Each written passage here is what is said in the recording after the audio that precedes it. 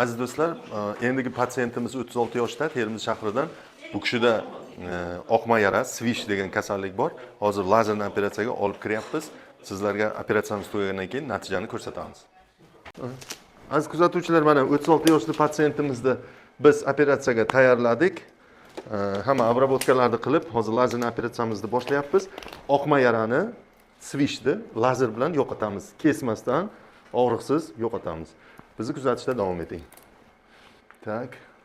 Yaxshimi kuzatuvchilar, mana lazerli operatsiyamiz tugadi, nihoyasiga yetdi. Og'riqsiz amaliyotni bajardik. Qanday, o'zingizni yaxshi his qilyapsizmi? Og'rimadimi? Yo'q. Ha, malades. Qo'rqinchli emas ekanmi? Mana lazerli operatsiyamiz tugadi, juda yaxshi chiqdi. Ham gemoroy, ham svishlaringizni bartaraf etdik. Xudo xolasa endi palataga chiqib 1 soat damingizni olasiz, bemalol turib uyingizga ketaverasiz, xudo xolasa. Rahmat sizga.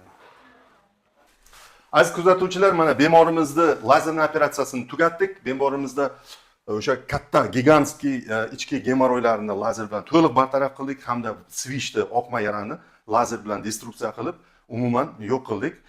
Hozir mana bemorimizdan so'raymiz, operatsiya jarayoni qanday kechganligi to'g'risida. Qanday o'tdi bemor? Nima? Juda yaxshi Operatsiya. Zo'r bo'ldi. Yoqdimi sizga?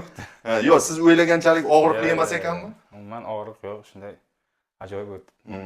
Bemorlarimizga tavsiya qilarmidingiz? Albatta. Endi doim shuni aytaman, o'zi juda ko'pchilikni bilaman. Aytib kelaman endi o'zim. Yaxshi, bizni tavsiyalarimizga rioya qilsangiz bo'ldi. Hammasi ajoyib, juda yaxshi bitib, yaxshi bo'lib ketadi. Rahmat sizga. Hurmatli kuzatuvchilar, bizni kanalimizda doim kuzatib boring. Biz sizlarga shu gemoroylarni va boshqa varikoz kasalliklarini lazerli operatsiya bo'yicha natijalarimizni ko'rsatib boramiz.